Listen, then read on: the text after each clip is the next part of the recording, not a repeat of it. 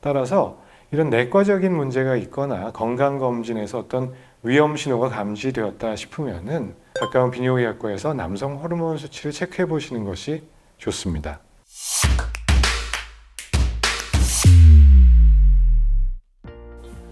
남성 갱년기를 진단하는 호르몬 수치는 어떤 분들에서 진행을 해야 되느냐, 어떤 분들이 병원에 오시면 도움이 되겠냐에 대해서 생각을 해봐야 되는데, 저희 병원에도 단순히 아무 증상이 없는데 궁금해서 오시는 분들도 있어요. 20대, 30대 분들, 어떤 언론 매체라든지 유튜브라든지 예능에서 누구는 남성 호르몬 수치가 몇이 나왔대더라, 7.8이 나왔대더라, 10.0이 나왔대더라, 이런 것들을 접하고서 그냥 내가 궁금하다 싶어서 오시는 분들도 있거든요.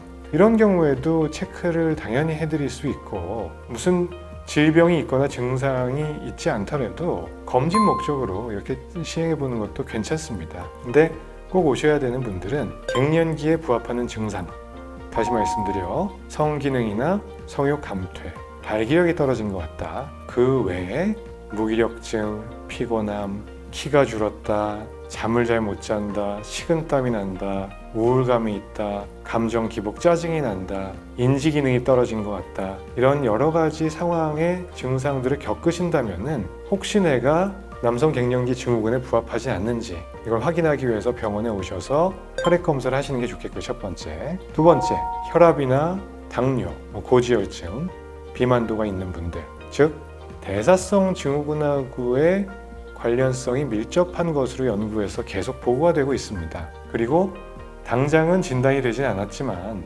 남성 호르몬이 낮으면 대사성 질환, 성인병이 발생할 가능성이 높다라는 것도 여러 연구 결과에서 인정이 되고 있습니다. 따라서 이런 내과적인 문제가 있거나 건강검진에서 어떤 위험 신호가 감지되었다 싶으면은 가까운 비뇨기과에서 남성 호르몬 수치를 체크해 보시는 것이 좋습니다. 시민성 발기부전 때문에 병원에 오시는 분들도 많은데, 발기부전 또는 발기력 저하, 당직도나 유지 시간이 안 좋아서 이제 약을 쓰는 경우가 많잖아요.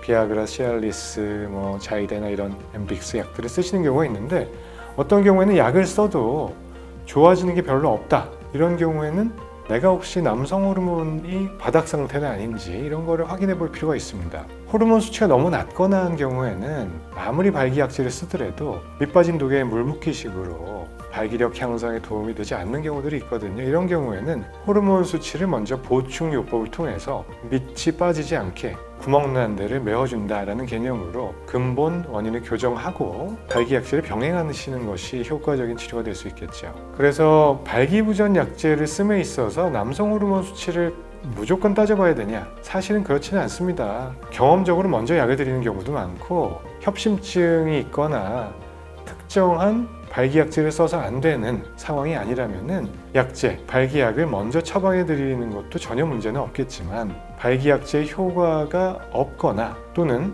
보다 더 큰 효과를 원하시는 분들은 남성 호르몬 수치를 사전에 체크를 하고 병행 치료를 하시면은 매우 효과적일 수 있겠죠. 우리가 현존하는 발기부전 치료의 효과를 극대화할 수 있는 방법은 호르몬 수치를 확인하고 남성 호르몬 보충요법을 하면서 데일리로 매일 먹는 발기약제들이 있죠. 시알리스 계통 5ml짜리 약을 쓰거나 또는 자이데나 50ml, 70ml 계통을 쓰거나 비아그라도 25mg짜리 저용량을 쓰거나 매일 쓰는 거죠. 하루 하나씩. 그러면서 특정한 상황에 일회성 약을 온 디맨드로 추가해서 드시는 거죠. 호르몬 보충요법, 매일 먹는 once a day 발기부전 치료약제, 관계 직전에 먹는 약을 병행한다면은 우리가 약으로 할 수 있는 그 발기부전의 치료로서는 아마 최고봉이 아닐까 싶습니다. 물론 그럼에도 불구하고 잘 조절이 안 된다면은 음경 해면체에 직접 주사를 넣는 발기부전 치료 주사도 있고, 또 마지막으로 발기부전 임플란트 수술도 있겠지만 가급적 약을 이용한 치료가 좋다고 생각을 합니다.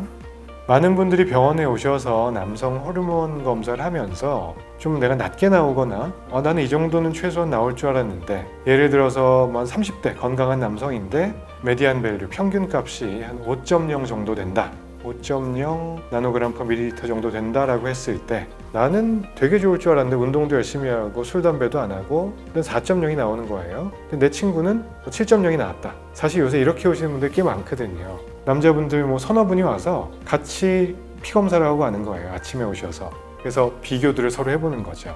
근데 천차만별이거든요. 대개는 정상 범주에 있겠죠. 정상 범주라고 하는 것은 어떤 정규 분포 곡선을 따져봤을 때 나이대별로 중앙값이 있고 상위 몇 퍼센트에 포함되는 분도 있고 하위 뭐 5% 이렇게 했을 때 정상 범주는 사실 한 2점대 후반부터 한 8점대 중후반까지를 그 레인지가 매우 넓습니다.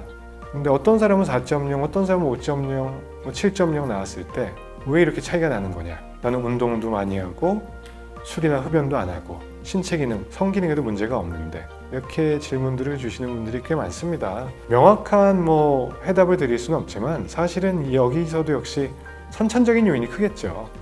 어떤 개인에 있어서의 변화가 사실 더 중요하겠지 이 사람과 저 사람을 1대1로 비교하는 것은 사실 큰 의미가 없을 수도 있습니다. 원래 20대 뭐 8.0이었던 사람이 너무 피곤한 삶을 영위하시면서 30대가 돼서 4.0이 됐다. 그렇다면은 갱년기 증상을 많이 경험하실 수도 있는 것이고 원래 한 3.5, 4.0이었던 사람이 운동을 열심히 해가지고 4.5를 올렸다면은 이분은 오히려 갱년기 증상을 겪지 않으면서 많은 부분이 잘 유지되고 있을 수도 있습니다. 그래서 개인차가 있다는 점 한 가지. 그 다음에 남성 갱년기, 그 남성 호르몬 수치를 올리기 위한 것들은 당연히 뭐 뻔한 얘기일 수도 있는데요. 흡연, 술, 그리고 대사성 질환들, 혈압, 당뇨, 고지혈증, 비만 이런 것들이 오지 않도록 생활 습관을 잘 유지하는 거죠. 그리고 규칙적으로 생활하는 거. 너무 무리하거나 너무 혹사하거나 수면 장애가 있다든지 뭐 이런 것도 당연히 문제가 될 수 있죠. 비만도 관리, 유산소 운동을 필두로 해서 근력 운동도 하는 또 운동을 꾸준히 해주시는 거, 적당한 외부 활동, 햇빛도 어느 정도 이상 잘 쏘여 주시는 게 좋겠고요. 그리고 심리적인 요인도 서로 상관관계가 있습니다. 우울감을 많이 호소하시거나 이런 경우에 남성 호르몬 수치가 떨어져 있는 경우도 있지만 직접적인 인과관계가 있다기보다는 상관성이 있다는 거죠. 우울하거나 감정 기복이 많거나 어떤 액티비티가 떨어지는 분들은 역시나 호르몬 수치가 그로 인해서 떨어질 수도 있다라는 연구 결과들이 많이 보고되고 있습니다. 그리고 뭐 그 외에 연구 결과들 나온 것들로는 출퇴근 시간이 너무 멀다, 앉아있는 시간이 길다 뭐 이런 것도 안 좋다는 연구 결과가 있고요. 어떤 경우에는 복용 중인 약들하고 상호관계를 보일 수가 있겠죠. 뭐 대표적으로 뭐 스테로이드 계통의 약을 오래 쓰고 있다, 특정 혈압약, 그다음에 우울증 약 등 향정신성 약제를 쓰는 경우에는 또 남성 호르몬 수치가 내려갈 수가 있고요.